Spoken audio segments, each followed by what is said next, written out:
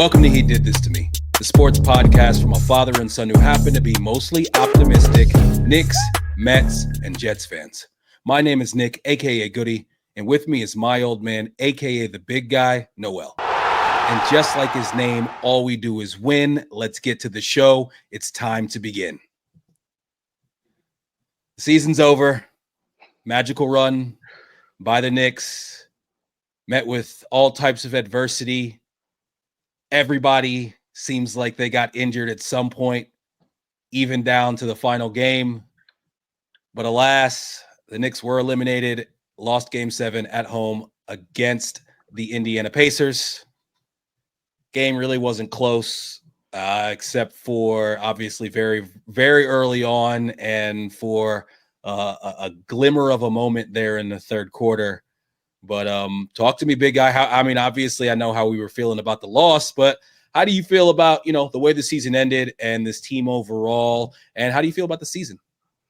The season, it was a good season. I mean, not a great season, obviously. Great season comes with more postseason success. I would have liked to see them make it to the Eastern Conference Finals. Had they made it to the finals, I would have called the season. I would have thought it was somewhat of a success. Now, nothing's truly a success unless you win a championship, right? But I thought the team played well. I thought we grew as a team. I'm very happy with the direction we're headed in. I'm happy with the way that the team is playing. I'm excited for next year already. I'm excited for next season. Yeah, there's some disappointment. There's always disappointment. There's disappointment for 29 teams every year, right? We happen to be one of the last, 8? So it's, as I said, disappointing. But, we got beat. We got beat fair and square. And like I always say, every smart man teaches his children, when you get on the field and you are willing to enter the arena to compete, you have to be willing to accept the fact that you might lose. And you have to lose with dignity. And, that's the way it is, man. We lost. They beat us fair and square. Sure. Yeah. It was a very tough way to end the season. It'll always be a season of what if for me personally. Just, what we were able to accomplish in the regular season. I had that feeling of, if Julius, when OG were healthy, what would we be, a 60-win team?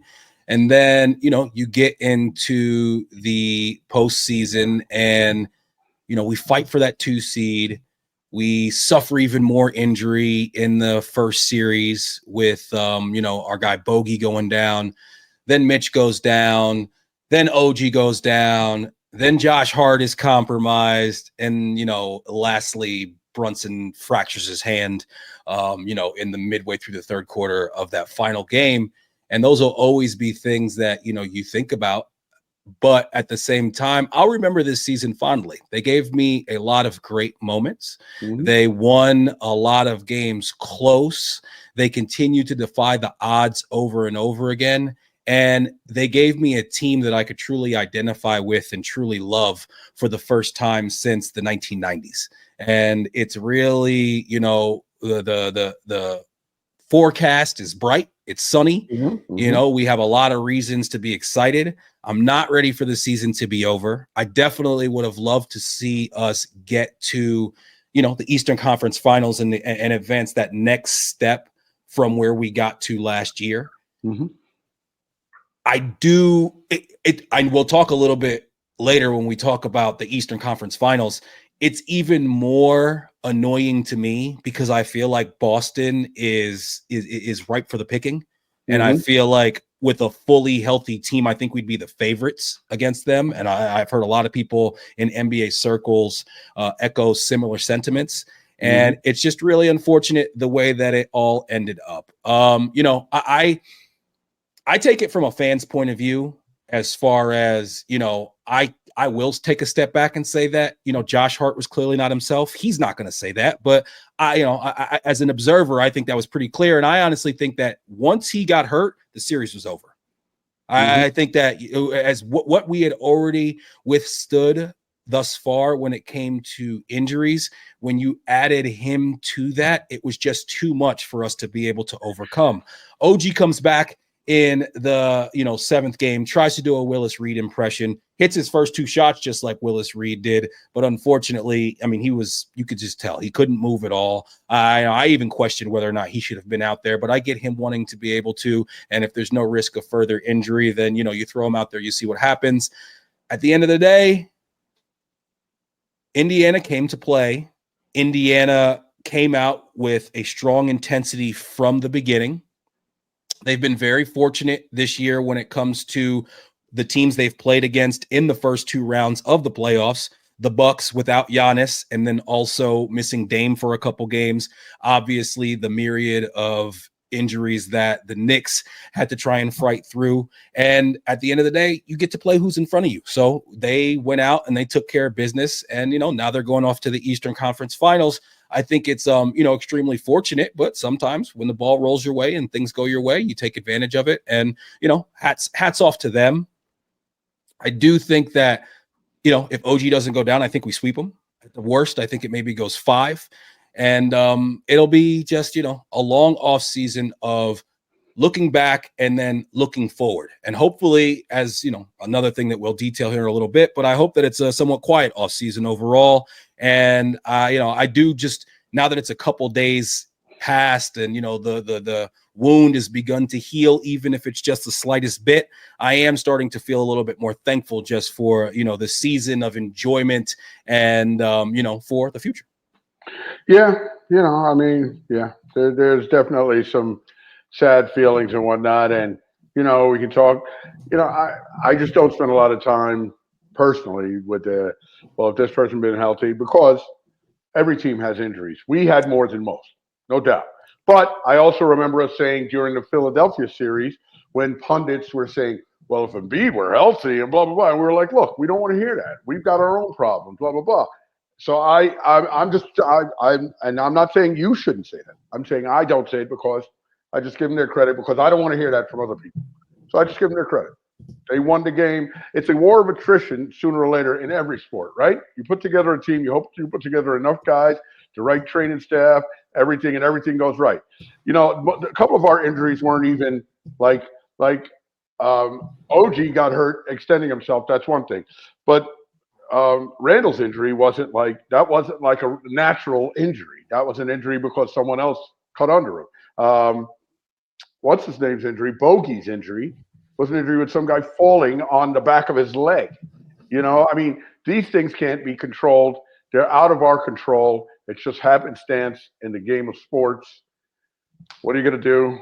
It sucks, but listen, we look at it. We hope that next year we don't run into silly. Those are almost like inane injuries, man. Because you just hope that nothing like that happens to Julius again, and you just hope like nothing stupid like that happens to Bogey again. Because these guys are just going about their day being pro athletes, and they got burned because of somebody else on the court at the same time in the same place that caused them to get it, whatever. But we move on, and we hopefully get better. So as far as like comparing, how we reacted to Philly fans talking about Embiid maybe not being 100% himself, my reaction was mostly that of, well, you do realize that we're missing an all-star, all-NBA player, and not just getting him at a certain percentage. He's just not playing at all. And then when it comes to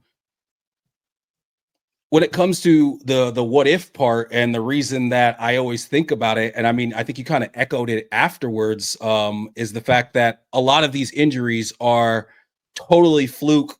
Honestly, other guys being reckless. I don't think it's just. I think that with Jaime Jaquez, I think that was reckless. I think that what Nick Batum did and diving through Bogey's leg, I don't believe in that whole like, oh, I want my guy to dive. I think that when we're all playing sports, there's times when we go to dive and we don't do certain things because there's a person in between us and whatever that thing is, and we realize that we're going to be putting them under some sort of peril if we do so. I think that you do have a certain responsibility when you're on the floor to not do reckless things that can injure other guys, and I think both of those plays were extremely reckless. So that's why I definitely keep that what if thought. And when it comes to injuries, yes, every team goes through injuries, battles injuries throughout the year.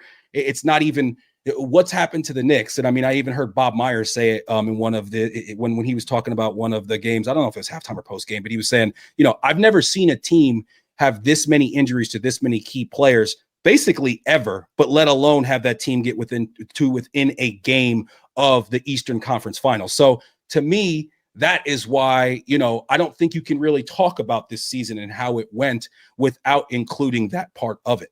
And I definitely think when you look at the Pacers and their overall luck when it comes to the two teams that they've played against having a lot of their key players miss time, it's been a good run for them. They've been lucky that. So I think that's part of their narrative, not just the fact that they made it, but also how they made it. So I just think that when you look at this team and you look at all the different things that they did have to overcome, you look at the fact that Jalen Brunson had to level up because he, was playing without his 1B and the, different heights that he reached as a player overall. I think that obviously health is always going to be the most important thing. And we can just hope and pray that there's a regression to the mean when it comes to the law of averages and we have a fairly healthy season next year. We learned some good lessons. As I always said all season, we learned how to win games close.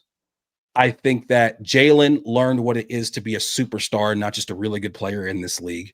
And I think that guys like Josh Hart and Dante DiVincenzo really learned like what type of impact players they can be in the NBA. And hopefully all those things can serve us well next year. We go into the offseason with a couple first round picks, though they are later. And then we have, all types of money, all types of picks. And we go into an offseason with all of those things. But in my opinion, we don't really need anything. If we can just if the Knicks didn't make one move and just retain what we have, I would be okay with that. I think there's some small tweaks that we can make on the margins to be able to make ourselves not only better, but also give ourselves more ability to be able to withstand some of these different injuries and whatnot. But I think it's a very unique situation when you have a young roster, you have a ton of picks, you have, money wise, you're in a good situation. And then you go into an off season and you feel like we're not out here star chasing because we feel like we've already got our 1A. And I think it's also clear that we have our 1B as well. For the most part, I agree with you. I am going a little back and forth on it sometimes with the fact that we don't have to make any changes. For the most part, I feel like don't make any changes. That said, I look at it, Nick, like, okay, like Josh Hart and DiVincenzo, who I love dearly and incredibly, love those guys, love the way they play the game. But we brought them here to be super, super subs, like major, major backups, and all that. Now they've proven themselves. And now if everybody comes back healthy, DiVincenzo, Ragu would still start. Josh Hart would probably go to the bench and just be an all-out utility man, 6th man of the year type, blah, blah, blah. I do wonder, okay? I mean, I say to myself, DiVincenzo has leveled up considerably since he came to us. There's no doubt about it. But if we had a chance, and as you and I are talking about, which will really never happen, if we had a chance for like a Devin Booker or something like that. Never happened. Why never happened? I don't know. I just feel like it's a pipe dream. And also because the owner of that team did come out, Phoenix owner came out and said they're not trading any of those three. But yeah, that could just be. He also said they had a great season, so obviously he was talking out of his ass. But so if we got somebody like that, I would imagine it would be okay with Ragu to slide back to the bench and play less. But you know what, Nick? We're talking about things like we just move these people around in our minds like chess pieces. They might not feel that way. It might not be that seamless. It's not a video game. That's the thing I keep saying over and over again. It's not a video game. Everything you make a move could be a plus, but it could be a negative. So I don't know. I also think, I have to tell you too, the one name that keeps popping up in my head that works for me, because we don't have to give up anything to get him, and it would be a level, but I don't know if it's a great fit, is DeMar DeRozan. I'm with you. But some people say, does that make the middle a little tighter with him, Julius, and Brunson? All right in there. So DeRozan, okay, I have you're teeing me up because I have thoughts on all the things that you're talking about. So DeRozan, first and foremost, I would love DeRozan if he was willing to be a sixth man. I would love him if he'd be willing to come So off you the want bench. him to sit behind Ragu? Just because I think that Ragu's fit with that first unit is better, both in the fact that, listen, Brunson dribbles the ball a lot. Julius dribbles the ball a lot. DeRozan dribbles the ball a lot. Okay, so having all of them be on the floor together for the bulk of their minutes, I don't think is super smart. I also think that, like you said, DeRozan, though he can hit a three, he does not have the range. It's not just about the fact that Ragu shoots threes, it's the range. That right there opens up that floor so much more for Brunson and then Julius to be able to operate. The other thing is, I like what we started to see this really get into a groove just before Julius got hurt. But I like when Julius does that two-man game with his shooter where they're just like, pass off and pick and relocate. We saw him do it really well with Bullock a few years ago, and he started to do that with Ragu. And I like that. I think that all just works well. That starting lineup, remember, when they were all playing together, they were like the best unit in basketball, offensively and defensively, when we had the full complement, OG, Julius, everybody. And I want to see that. I want to see that again. And we've talked about Booker before. We've talked about this many times on this podcast about the fact that I personally feel like he is my only two guard that I would take to push Ragu back to the bench. Right. But this is the thing about Booker that you got to think about. Like we said, this is not NBA 2K. It's not NBA Live. This is not a video game. So when you bring this guy in, remember Devin Booker, he beefed with Monty Williams because he thought Monty Williams had too long of film sessions and all this. There was all these reports that basically he felt like he was kind of running these guys too much and all that. Now we know that Tibbs actually does pretty light practices, but he's just, super intense, all basketball all the time. Is this guy going to come over and be able to fall in line with that? Because if you're not, then I don't want you. Because the thing that the Knicks have done so well these last few years, it's not just that we've added the right pieces, it's that we've added the right personalities. It's not just about basketball. And we've continued to do that. We are one of the few teams that is built around their head coach, not around their star player. And I think that is what gives us sustainability moving forward. So even with Booker, it's like, I got to talk through some back channels and make sure that this guy definitely, is on board with coming in and, dealing with that Tibbs personality and putting in the type of work and having the type of mindset. Is he going to play D? Like we do? Because if you're not, then I don't want you. And I thought that Ragu, he really impressed me in that game 7. Because he refused to give up. Like you said, I think you said to me at one point, he refuses to call off the dogs. Like he just won't. And I love that about him. I love the fact that he started jawing back at Halliburton. He dropped 39 points in the game, did everything he could to keep us in it. And I like that guy too much. I like what he means to this team defensively, what he means to this team, with that heart and that fire that he plays with. My man Dante's Inferno. And I think that his range, when it comes to being able to stand 3 or 4 feet out in that 3-point line and catch and quick release, it gives Brunson so much more space. And I think that when Julius is back, that little bit of extra space is going to be even more important. Yeah, I listen. I think they could make DeRozan work. Okay, I think I could see situations where DeRozan and Ragu are on the court together. I mean, those guys can do a lot of things, a lot of interchangeable parts. I think DeRozan mesh is great. I've read where some people say, listen, and I love our guy Deuce, but saying that maybe we need a better backup point guard, like a McConnell. Oh, that's a conversation for sure, in my opinion. Hey, listen, Deuce, at the very least, between now and next season, needs to put himself in a position where there's no conversation about who's better, him or TJ McConnell. I said to you before the series that was the biggest key to this series was Deuce not getting outplayed by TJ McConnell. And that it wasn't even close. I mean, obviously TJ McConnell vastly outplayed Deuce. I thought that Deuce had a really good first series. You don't think that TJ McConnell outplayed Deuce? Well, no, but Deuce had a pretty good series too. I thought he had a good first series. He had one standout game. I thought he had a good series against Philadelphia. I think against Indiana, he had that one good game where he had like 20. I would think that was game 6. And other than that, I don't think that Deuce played very well in this series. I don't think he consistently made an impact. I think that McConnell was busting his ass at certain McConnell was points. busting everybody's ass at certain. He was, but yes, but Deuce, it was your job. You're my backup shooting, my backup point guard, defensive stopper guy. You were supposed to be the guy that was supposed to rein this guy in. And yeah. I just didn't think that Deuce had a very good series. And I think that we saw, strides from Deuce this year, huge strides. And it was his first year ever getting significant run in the playoffs. And this guy McConnell is good. It's not like he's some slouch or anything like that. So, hey, at the end of the day, I do think though, if Deuce isn't a certain level up, then we do need a backup just ball handler. That's the thing. He can't dribble. Like the inability to dribble against pressure, especially full court pressure or any type of like dribbling through the lane. If there's any type of congestion in there, missing that trait when we're talking about my backup point guard is a huge problem. Yeah, I hear you. I mean, I don't know. It just depends, though, Nick. I mean, I don't know. I think there are some guys.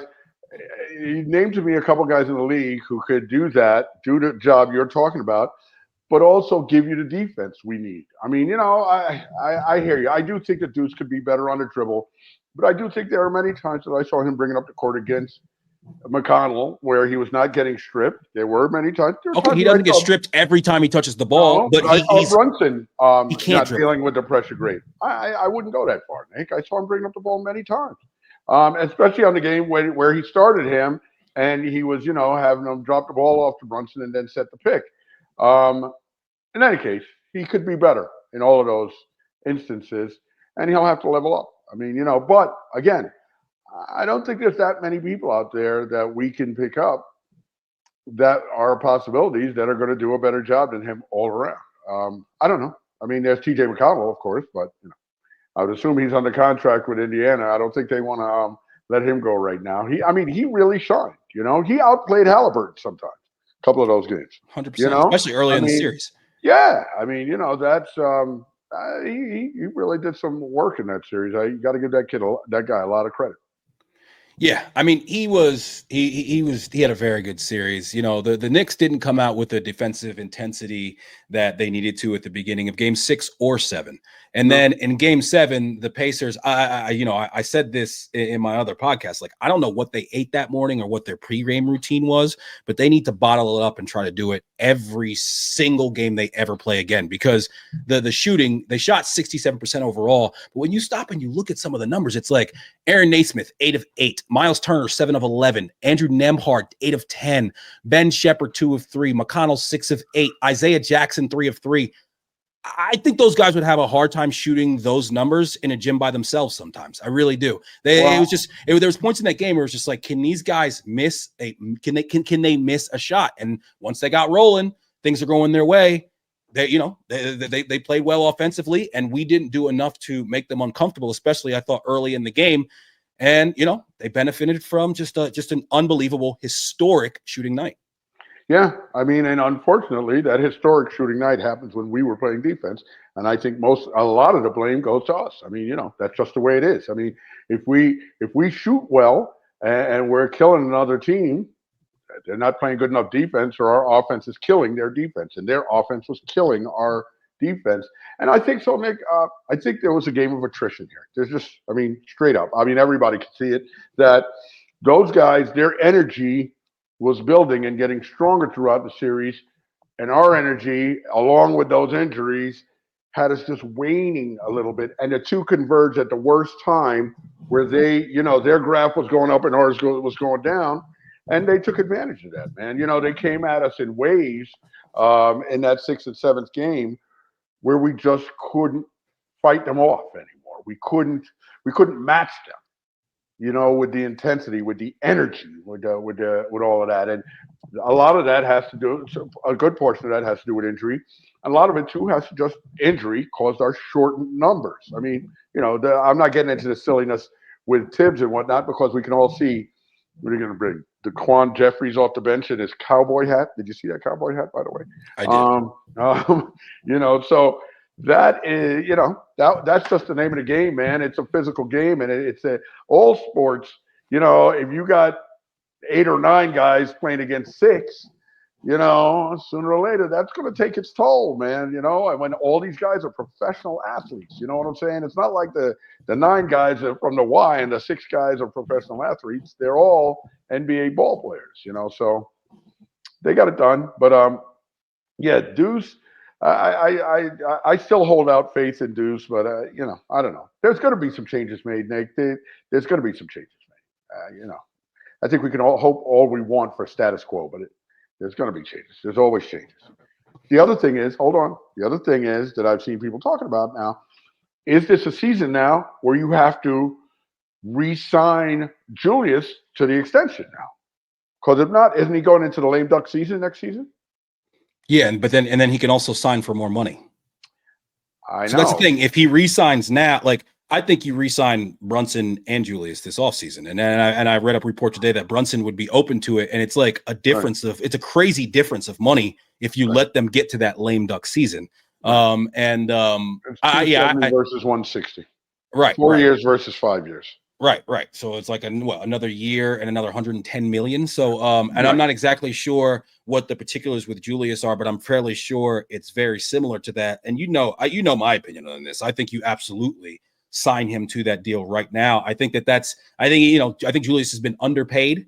And I think that if he's going to continue to be a guy that's 25, 10, and 5 and making all NBA teams, then he'll continue to be underpaid at that number. I think that when you watch an NBA game, when you watch games across the board, there are times when teams make shots that they don't typically hit, when they have very good defense played against them and they're still hitting shots. I think throughout the playoffs, the Knicks' biggest issue was our intensity in the first quarter. And quite often, about halfway through the first quarter, or sometimes that break between the first and the second quarter, something happens and they would turn it on. We did terribly in first quarters across the board.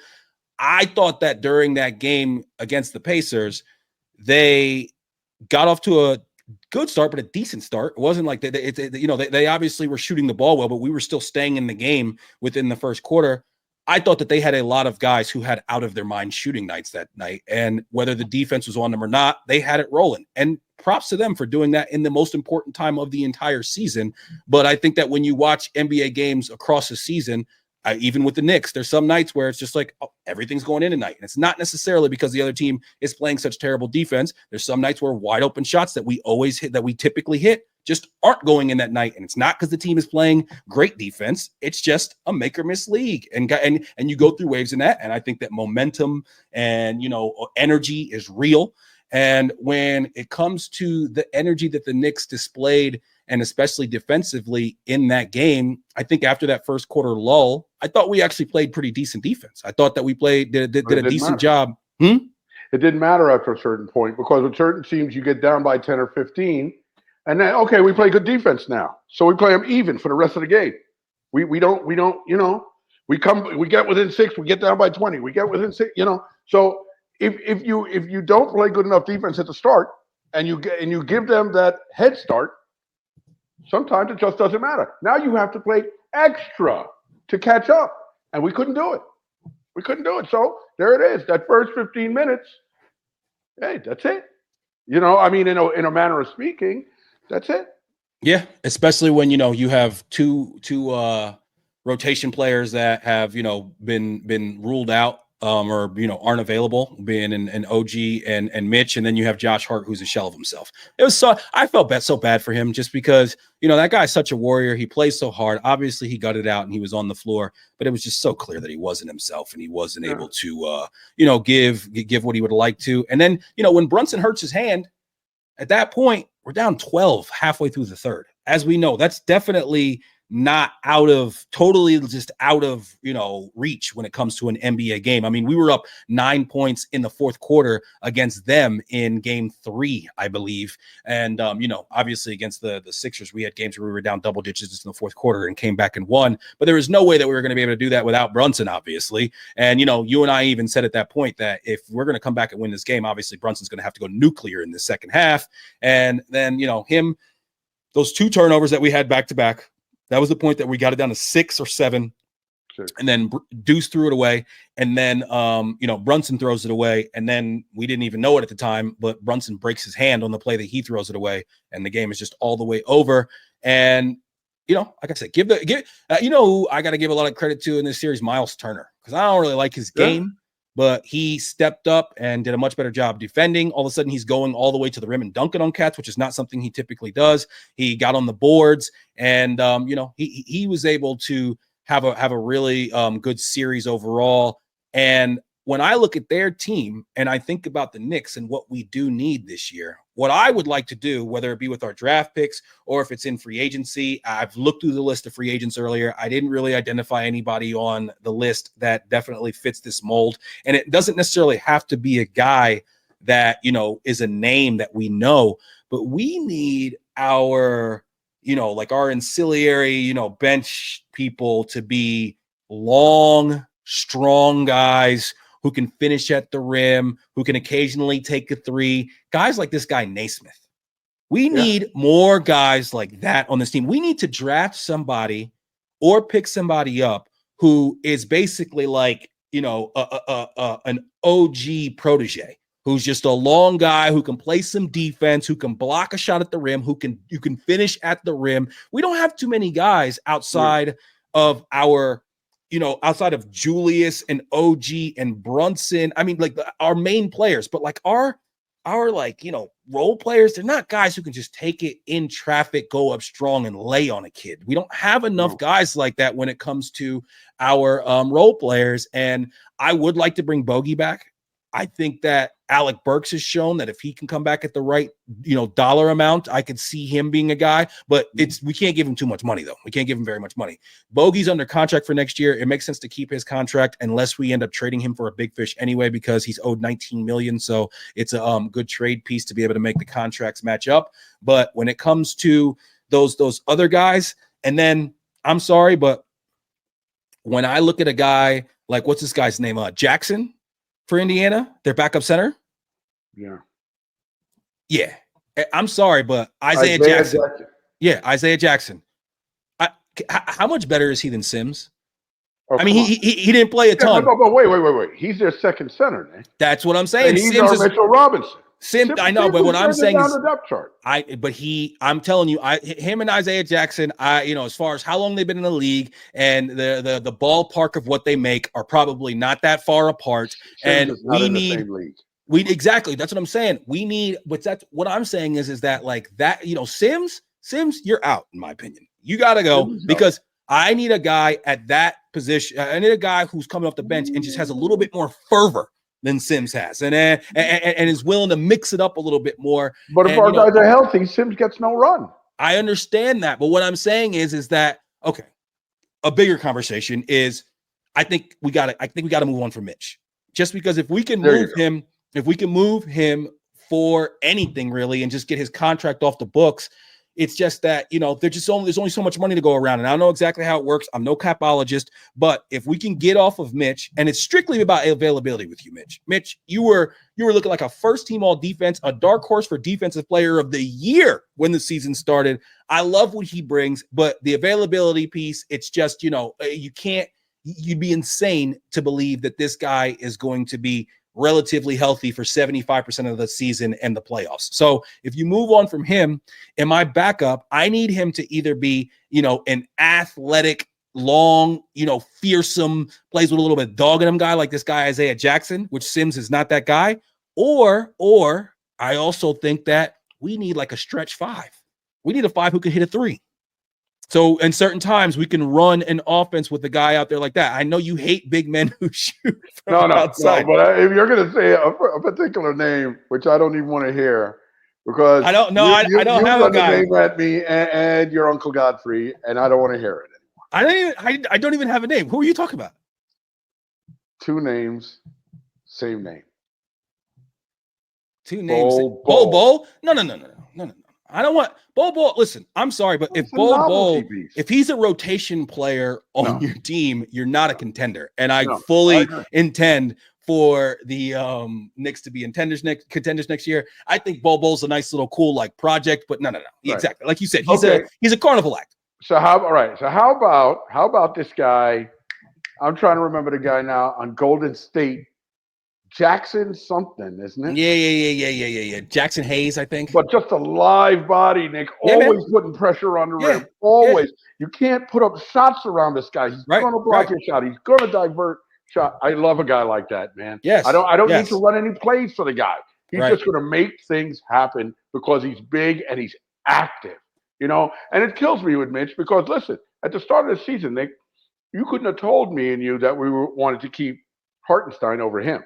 No way. We're all Team Mitch, but I mean, Hartenstein has been a revelation. I mean, come on, man. We got to keep that guy. You do whatever you have to do to keep that guy. As Josh Hart said. Josh Hart said about he and OG as they were walking out, and both of those guys better be back. And absolutely. Hartenstein probably had his worst game of the entire playoffs in game 7. Loosey-goosey with the ball, late on defensive rotations, wasn't able to make the impact on the offensive glass like he was, like he typically can. And I'm telling you, man, I think that I don't think the Knicks are going to be able to continue to dominate teams on the glass consistently. Definitely not in the playoffs, but even in the regular season next year, just because I think that teams are going to come in with a special focus on that. I said to you before these games with Indiana, I said, I don't think that we're going to be able to just dominate them on the glass with them putting such a focus on it. If you're an NBA team and you have a couple guys who are 6'10" and above, you should be able to not get killed on the offensive glass, as long as you have some idea of what boxing out is and you just put some attention to it. So I just thought that, I think that that's something that we kind of surprised the league, and it became such a big story that we're not surprised anybody more when it comes to that. Let me just interject there. I agree with everything you just said. And we have to, we had a situation, Nick, this past season where we're constantly making shots, but we had to work too hard for our shots. 100%. A lot of teams were scoring much more easily, and we did a lot of things. Listen, Jalen Brunson leveled up. Actually, I think in certain ways, Jalen Brunson, if ideally, will level back a little. Not in being a star and being a superstar, but there was so much pressure on this guy this year. And in actuality, most of the time, he came through. He handled that pressure, and he excelled in that situation. But we were constantly, especially in these last couple of games in the playoffs, but throughout the latter part of the season, we had lesser and lesser room for error. And that constantly put our guys, like Hartenstein, you said, had a bad game. But, we were in such a situation in that game where every single minute error was glaring because we just had no room for mistakes there. And when you put yourself in that situation, it makes it very, very hard for everyone. I need to see Julius come back and take on that mantle of the 1B to lighten the load on Brunson a little bit so that he can really fit in and cruise. And that's where I think like a DeMar DeRozan type would really help. I just think it would just make us a stronger, more solid team. But you're right. We need some more length. We need some more length to help us on the glass and defensively. Defensively right now, we play good defense because we move our feet and we have great hand action. We need some defense that is just born of our length that causes other people problems, that other people give us problems with sometimes, So we need more of that, I think, to improve. I totally agree as far as the length part. I think that the cure-all for Jalen, if you look at Jalen's numbers at the beginning of the season, and then it really gets glaring post-OG trade, pre-Julius injury, he shot so many more catch-and-shoot threes. And remember how high his 3-point percentage was early on, and he was putting them up at a huge clip. He was shooting 5 or 6 a game, and he was shooting catching through. It wasn't him dribbling and pulling up, which he's very good at that. But he was shooting a bunch of, and it wasn't necessarily a pass directly from Julius. It was a lot of times he was the second pass. I think that once we add that one other player with that much more gravity, it's just going to make life so much more easy for him. And Julius, especially, when we saw him, just before he went down, when he was playing a lot more efficiently, he, for the first time, I said, Dad, I feel like for once, he's actually taking the easy shot. Like that was one of the biggest criticisms, especially even from somebody like me who loves Julius, president of his fan club, I was always screaming like, God, man, sometimes he goes in, and even when he makes it, it's like just lay the ball up and he wants to go up and under and do all this. It seemed like somebody finally got through to him that it was just like, dude, you're big, you're strong, you're athletic, just go straight to the rack and no one can stop you. And if he comes back with that, and I think that sitting and watching should only make him more cerebral and have the type of patience and realize that, hey, if I add what I can to the margins of this team that I just watched make it to game 7 of the semifinals, then what can we possibly do? I'm hoping that all of that and all that be like water, Bruce Lee shit that happened last offseason, I'm hoping that we just go an extra step with that as far as Julius is concerned. And I think that adding him to what Brunson became, and especially with them already having some, chemistry and having a full training camp and everything like that, I really think it could lead to just some beautiful basketball. And I think it could lead to us to the promised land. I really truthfully, like, coming into this season, I didn't feel like the Knicks could win a championship. Of course, I hope so. I truly go into next season feeling like we can win a championship. Like we're in that conversation of teams that are on that short list that have a chance to be the last one standing at the end of the season. And I think that's the most you can ask, as a fan. And I'm just really looking forward to see how it all plays out. I would love to see like Alec Burks and Bogey get a full training camp with the team. And I look at it, and a lot of people are like, oh, the Knicks got to improve their bench because they were so tight and had such a small rotation at the end of the season. We had the best bench in the league when our team was healthy. Once we take all those guys and we now insert them into the starting lineup, obviously the bench is going to be depleted. And we can't run out Daquan Jeffries and friggin' Shake Milton, and Sims out there. So yeah, we're going to run 7 guys. I would like to have a fully healthy team and be able to get guys more rest and have guys not play as many minutes and get to the point where at the end of the season, we're managing guys a little bit because we're in a, comfortable position. But a lot has to happen.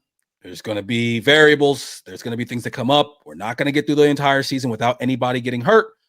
All we can do is hope for the best.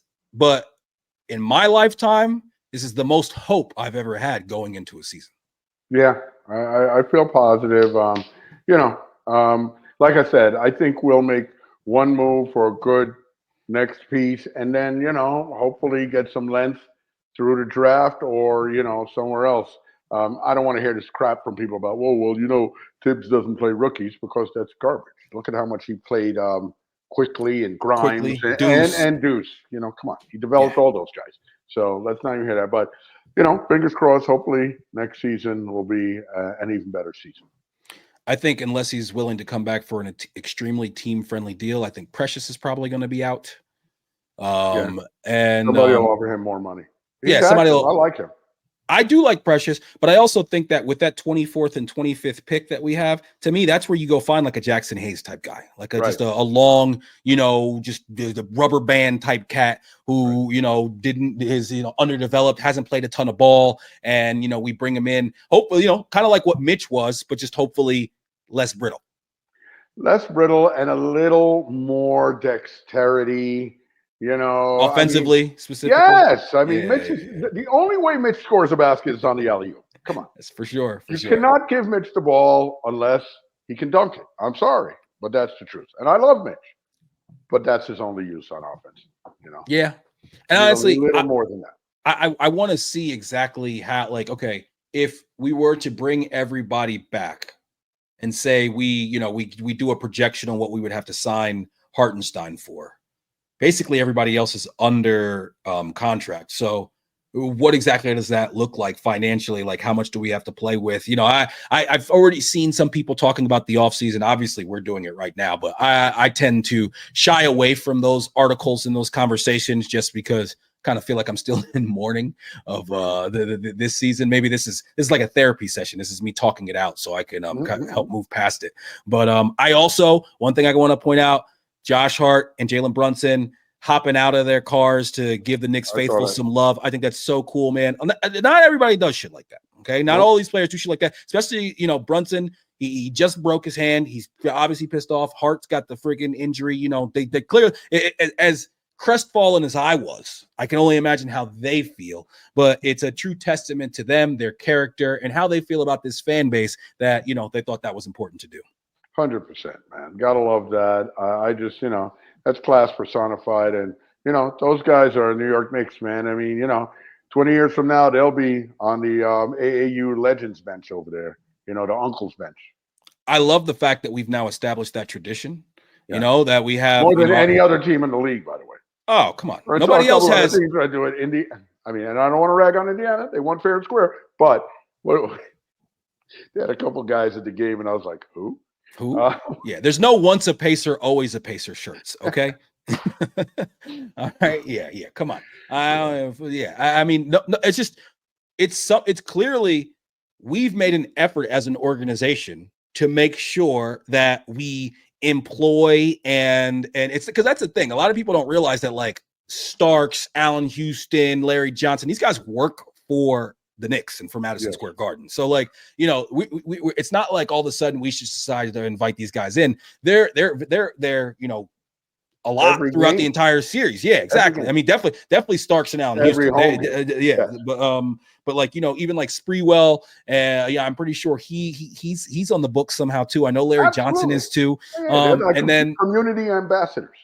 Yeah, some shit like that. That's like a construction no-show job for a guy in the mob. It's just like, come on, I show up, I shake a couple hands, I got health insurance. But yeah, man, I just love the fact that we started that this year, and hopefully that continues to be a tradition for years to come.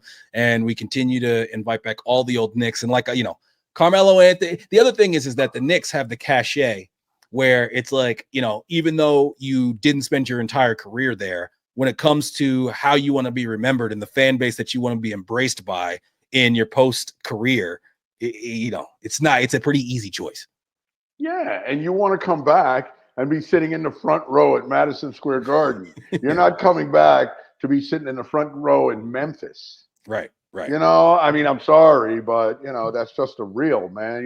You're sitting there with the notables in the New York front row. It's because it's New York City. I mean, what are you going to do? And that's only going to grow, man. We're building a culture. We're building this is a movement, man. This is a movement. I told you we're the next Spurs. And that's the thing. If Brunson takes that 4-year instead of 5-year deal, and then, Julius does the same. Now Hartenstein says, all right, I'll take a little bit less.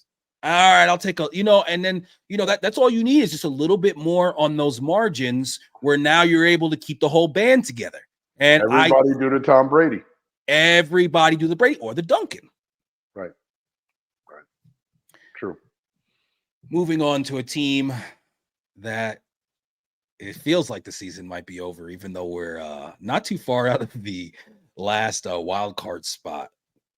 New York Mets can continue to just be a middle of the road team. They have decent bullpen pitching other than Splendor. Splendor. Damn, man, you call him Splendor. He's not Sugar no more. Damn, yo, you just straight up turn on our boy. I literally just came up with that in my head just now, and it's great. Splendor. Yo, he called my man Diaz Splendor. Damn. Yeah, Edwin Diaz has been demoted, sent down to AAA to get his confidence back. He currently has a 5.5 ERA, a 1.22 WHIP. He's blown 3 saves.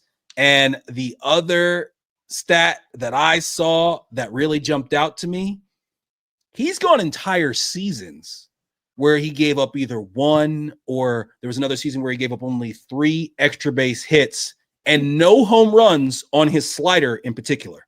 His fastball is down a tick. It's 97, 98 instead of being 99, 100, 101. But 97, 98 still gets the job done. It's the slider that I've seen him hang a ton. And as opposed to those previous seasons where you couldn't hit a home run off of it, and it was few and far between where you could get an extra base hit off of his slider. This year, he's given up 5 extra base hits and 3 homers on his slider. So that right there is I don't know. What was that? he might have a little bit of whiplash as well. That might be another reason why he needs to go down to AAA. But yeah, he needs to go down. He needs to get his confidence back. They say he needs to figure it out. He's the highest, paid closer in baseball. He was unbelievable until a fateful celebration in the World Baseball Classic a couple years back where he ripped apart his knee. And so far this year, he hasn't looked like the same. And when you have a team like the Mets, who is so futile on offense, the last thing you can have is the back end of your rotation or the back end of your bullpen throwing away games. And that's exactly what he's done so far this year. Yeah, it's been distressing to say the least. Especially after I've been watching it here and there, been a little more focused on the Knicks, obviously. But yeah, these last few games, these just meltdowns in the latter parts of games. I can't take it. That sort of thing. Baseball, man. You spend so much time with a game, and if you're winning, especially games I'm coming in up by 2, Sugar's coming in, Horns are playing, and then it's like ba-boom, first pitch. It's like a goner, and then he's walking the ballpark and giving up hits, and that's really hard to take, man. After a long sit down watching the game and shitting it away at the end of the game like that. So, yeah, I hope he gets his confidence back, and I hope I don't know, man. Can we invest some real money in a hitting coach? I mean, it seems like a couple Eric years ago. Chavez. Where is that guy? Eric Chavez, guy? Who supposedly his strategy is all built around contact and putting the ball in play, and not necessarily looking to drive the ball out of the park all the time, which is kind of the trend in today's MLB. Dad, there's not one player. I'm looking at everybody's numbers right now. There's not one player on the Mets this year that at the plate is having a year that you can consider a decent year for them, let alone a good year for them. I mean, the only person is JD Martinez is hitting 313.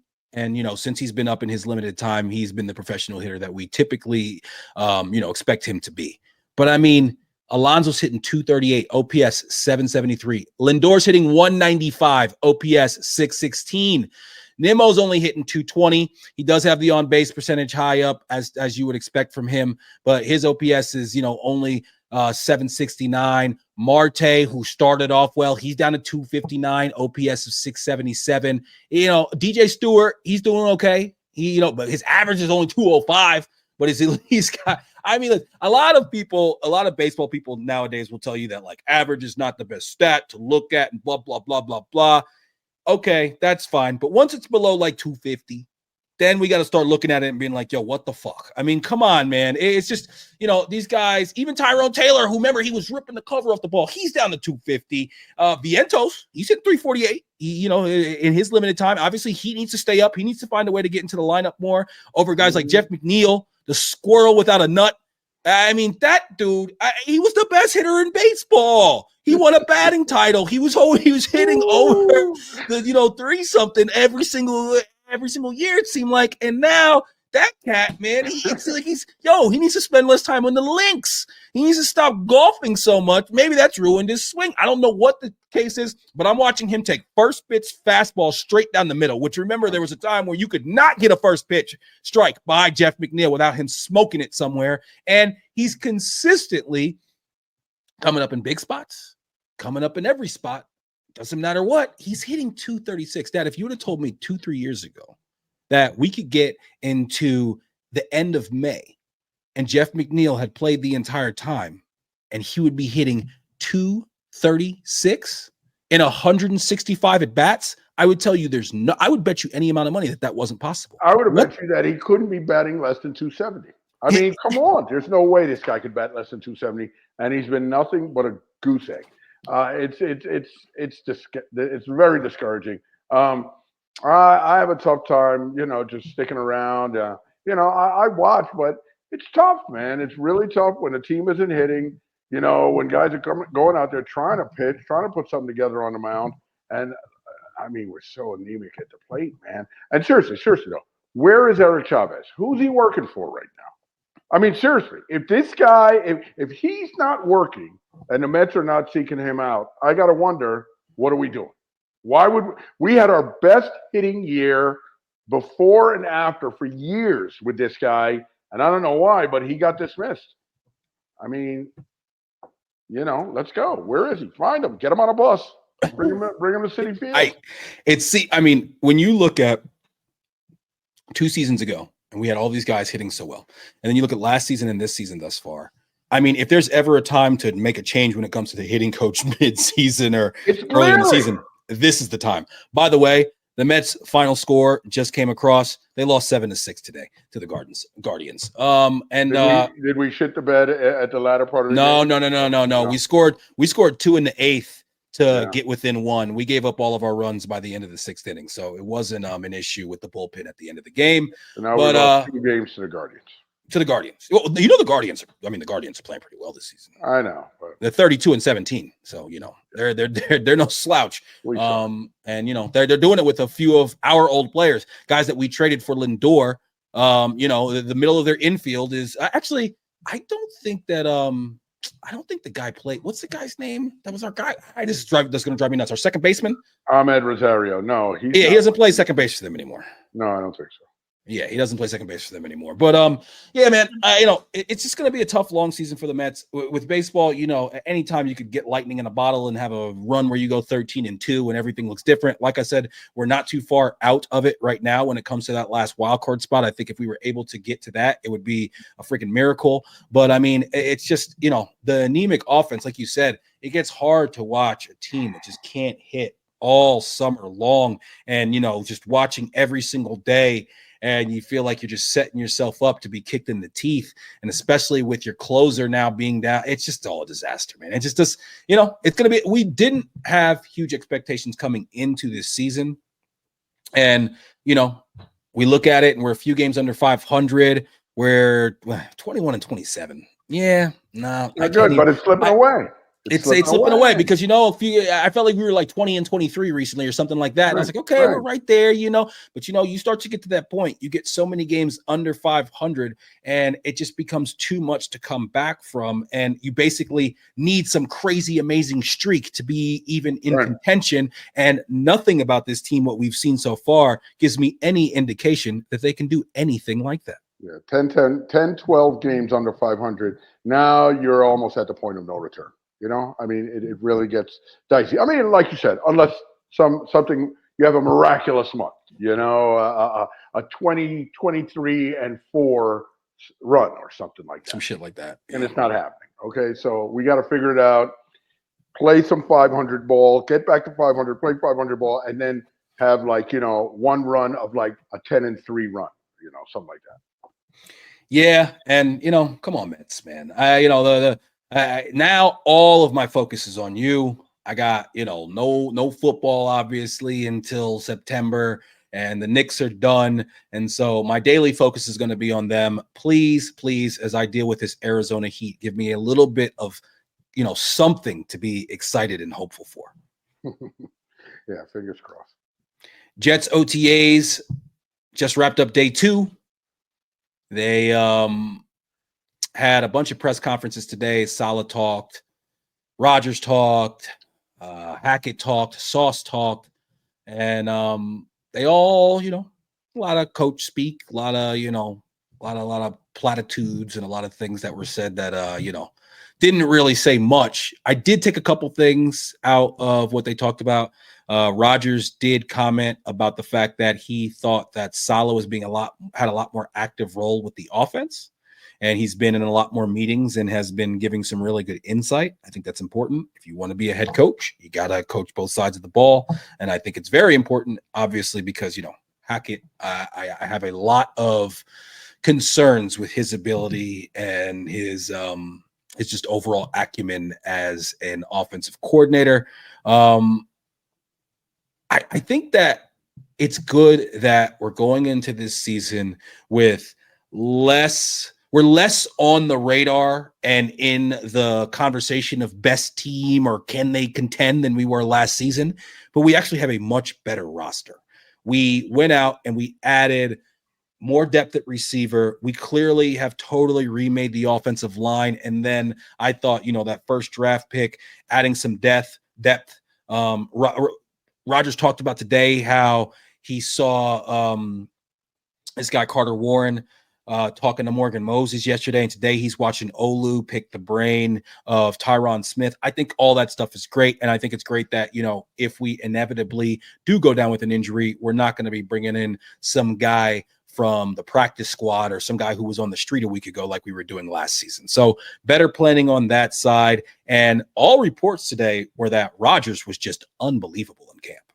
I listened to a reporter who saw the workout today, and he had him at 13 of 15 with 3 touchdowns, all arm angles, just the arm talent looking fantastic. Even Rogers said in his post-game presser that he said, you know, the arm talent's still there. It's just about me getting a little bit more confident in my lower half and, you know, kind of doing some things without thinking. And, you know, I love the fact that we have, you know, a capable backup. And if we do end up missing Rogers for some time, or, you know, God forbid, have a catastrophic situation like last year, you know, we have a chance to still be in games because we're not rolling out Zach Wilson and asking him to get it done behind a makeshift under, you know, a low budget offensive line. I think did it strike you as weird at all that we have 3 games in the first 10 days? It's, you know, listen, when you have Aaron Rodgers, he's a magnet for the attention. People want to put us in primetime games and whatnot. So, you know, I mean, I don't think it's that big a deal. It's the NFL. You know, whatever the schedule they give you is what you got to play. So I'm just surprised that there's ever a time. If you would have asked me before that, can an NFL team ever play 3 games in 10 days? I would have said no. I would have just like looked at it and done the math. Like, no, that doesn't make any sense. How could that happen? I mean, did you hear about Jerry Jeudy? No. Jerry Jeudy was seen in Florham Park, New Jersey today. Oh, really? Yeah. No, and we don't know why. Bart and Hahn were talking about it, but he was there in the city of Florham Park. I don't know if he was at the Jets facility or anything. Then somebody said, well, one of the owners of Minnesota owns a house in Springfield, New Jersey. And Bart was like, yeah, this dude is not coming to New Jersey to go hang out at the owner's house in New Jersey. Maybe if you had a house in Miami, but no, not in Springfield, New Jersey. Okay? He just got traded. He just got traded to the Browns. No, Jerry. Well, who am I talking about? Jerry Jeudy. Who's on the Vikings? The receiver. You're talking about Justin Jefferson. Maybe it was Justin Jefferson. It was somebody who hasn't signed yet with Minnesota, hasn't signed an extension with them or whatever, and he was in Florham Park today.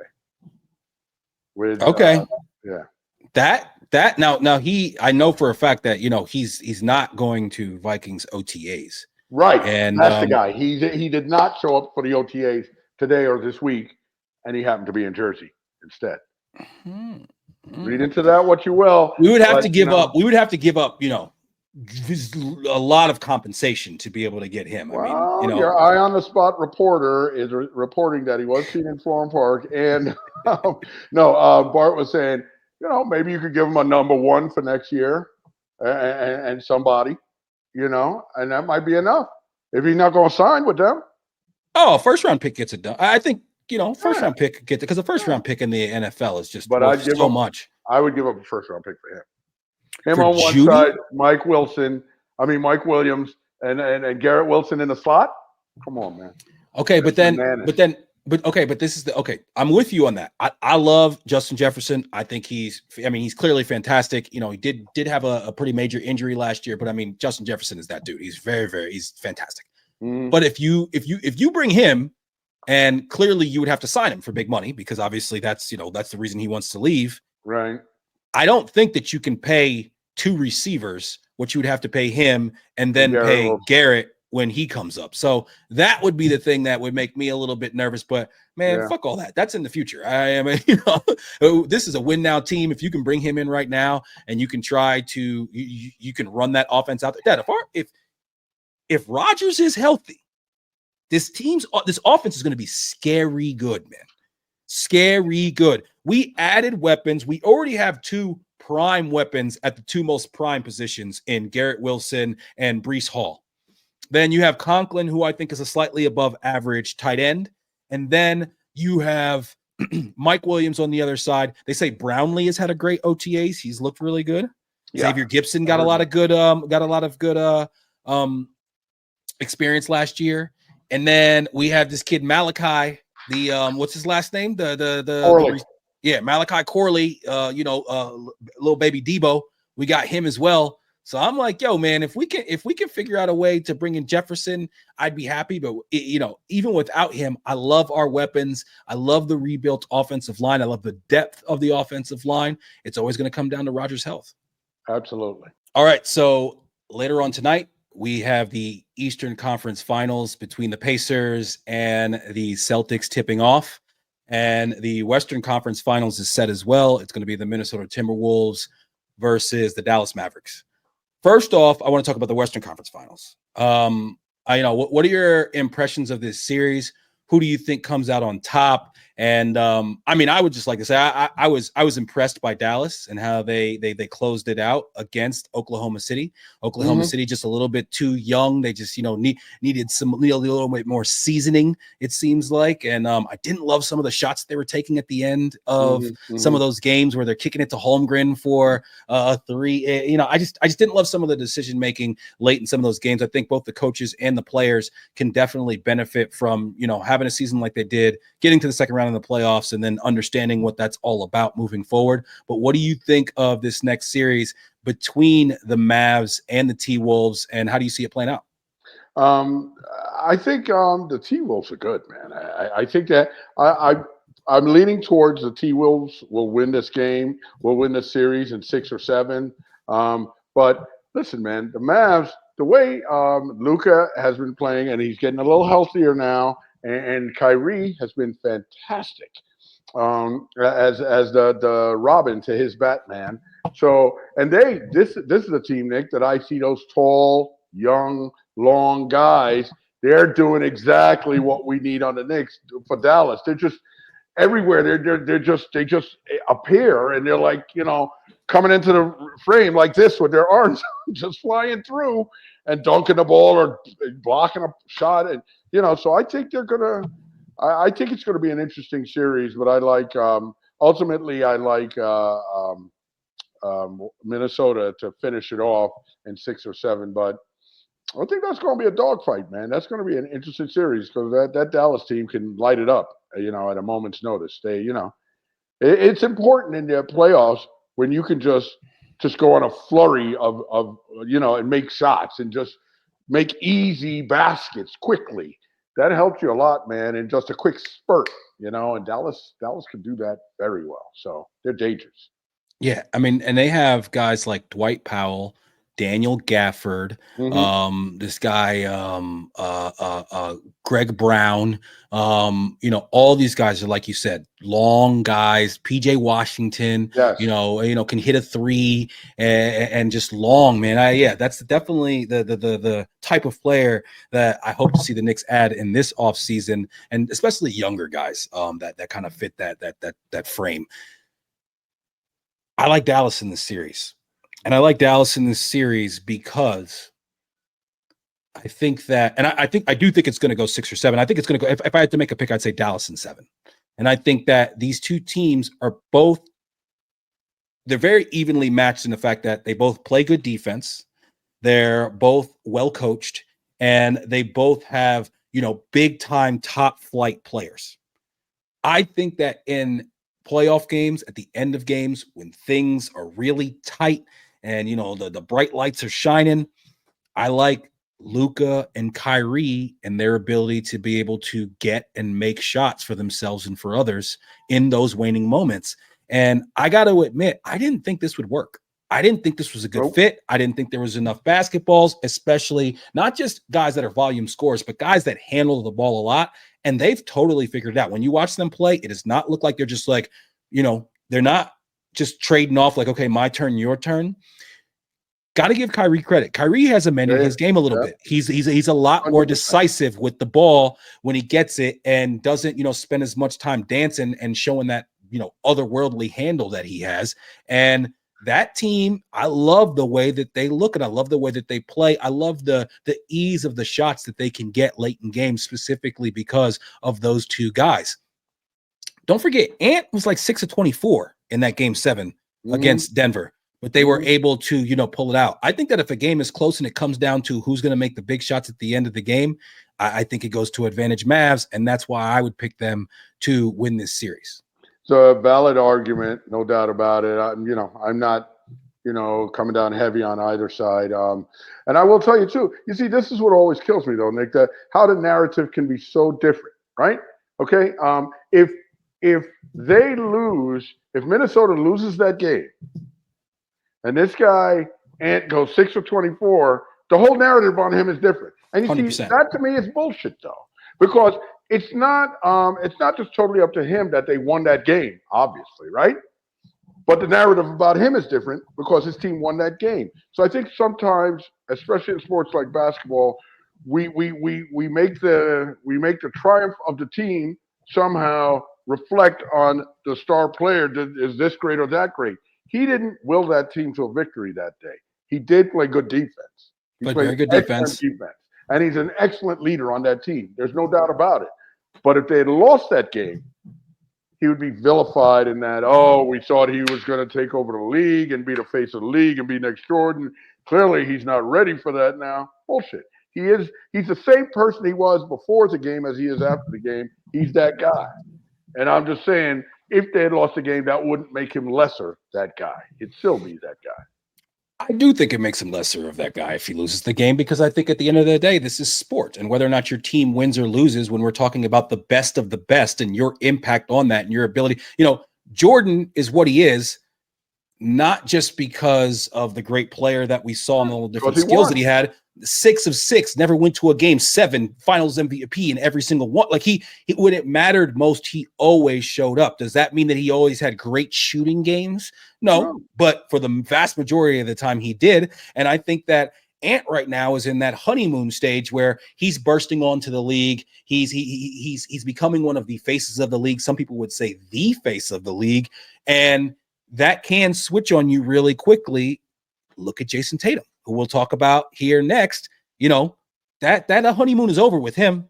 Jason Tatum, if he don't win this year, everybody's going to be talking about the fact that he can't, but he can't get it done. He can't get his team to that next level. And if Anthony Edwards has a few more years where his team is not able to do it, the same thing will happen to him. If Luka doesn't do that this year, that conversation will be the conversation about him. That's just, that's sport, and that's the world that we live in. And that's go ahead. The same thing happened with Jordan, to be honest.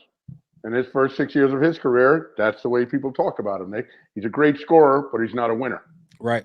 And he was regularly getting bounced by Detroit or by Boston, But then when he started winning, the narrative changed. So and it was the combination of himself leveling up, specifically his body taking it to a new level, and they put the team around him. They got the guys around him. The team around him, though. And that's why I'm always saying it's about the team, because as great as you can be, if you don't have the team around you, it doesn't matter. It matters less in a game like basketball, where one guy can impact the court so much because it's only 5 guys on the team, but it still is a team game. Sure.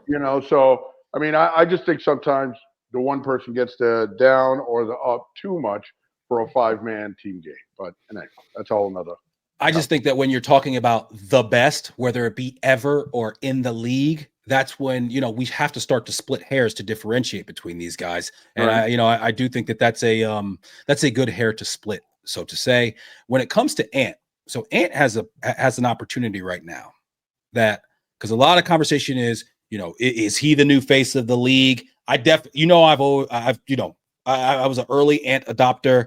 There was a time early on in his career when I was like, I don't know if he's got the jump shot, whatever, but very soon after that, you saw just in the work that this guy puts forward, the way that I love that, he's not on any red carpets. He's not at the Met Gala.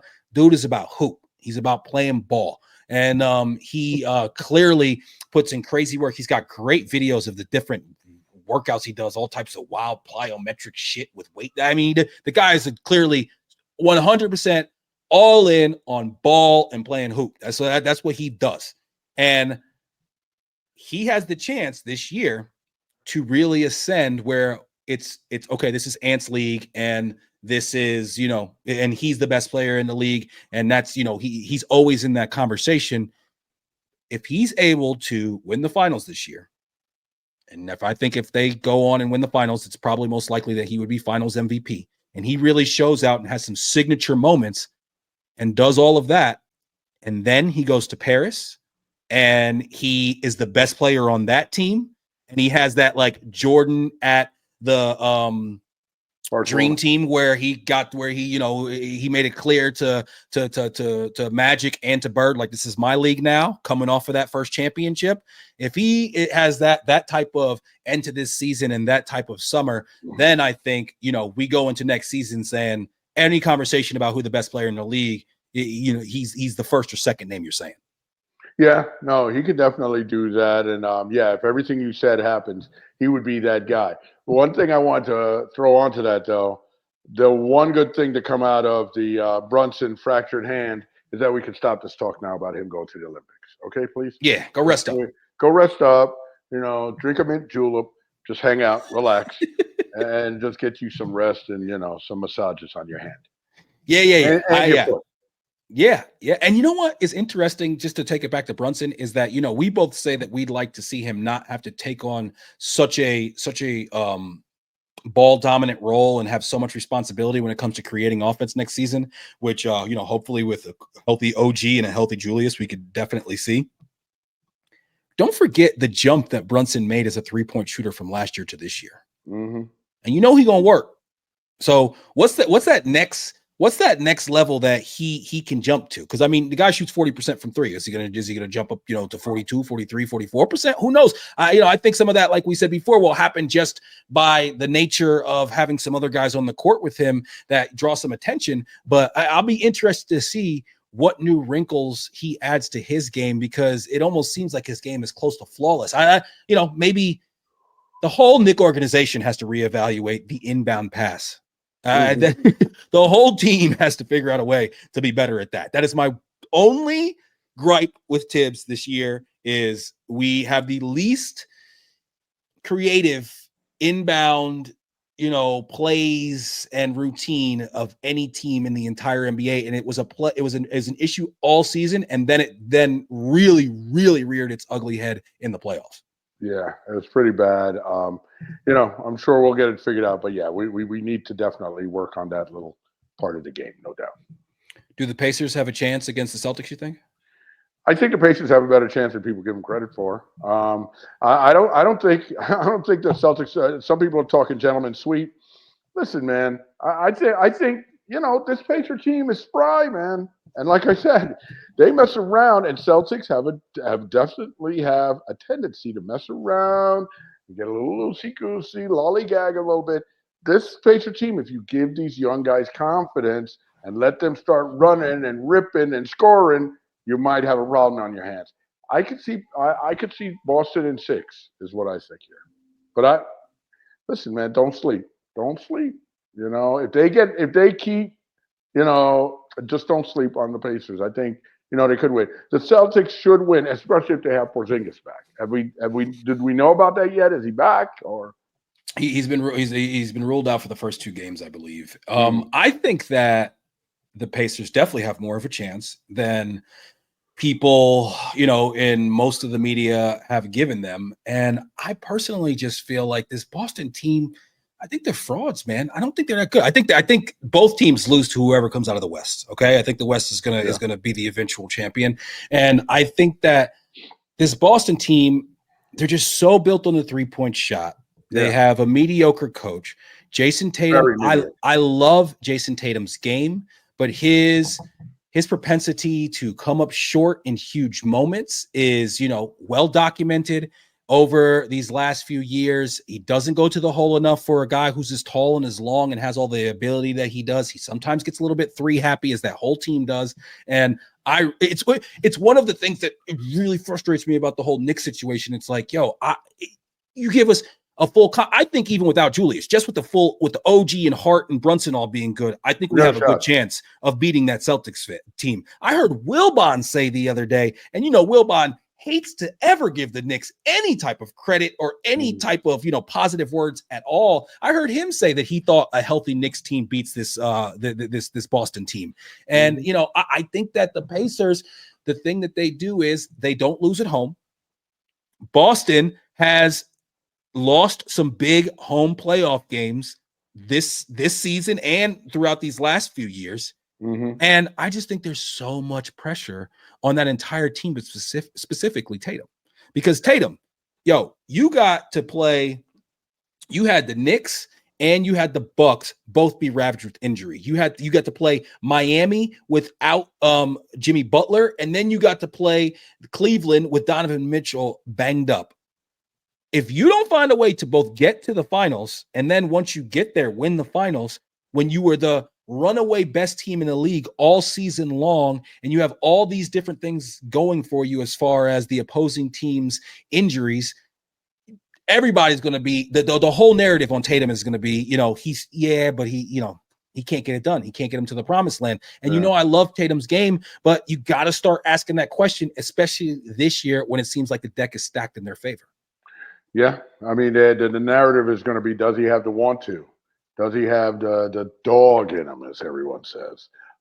Especially if he's matched up against the likes of this guy Ant. So it's going to be interesting.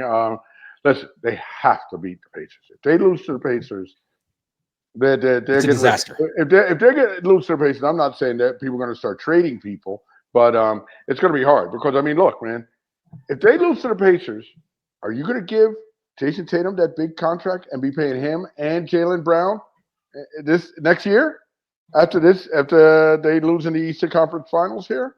That's a tough pill to swallow, man. I don't know what they do there, but we'll see, man. It's gonna be interesting. I don't know. I'm still not sure I'm over it enough to sit and watch the entire game tonight, but I'm sure I'll tune in for a bit and hate watch a little bit. So do what I can. Catch us every week on YouTube or wherever you find your podcasts. Please follow, like, comment, and subscribe, and make sure you hit that notification button on all platforms. We really appreciate all the love. You can find us on all socials at he_did this to me. Love you, big guy. Love you, kid.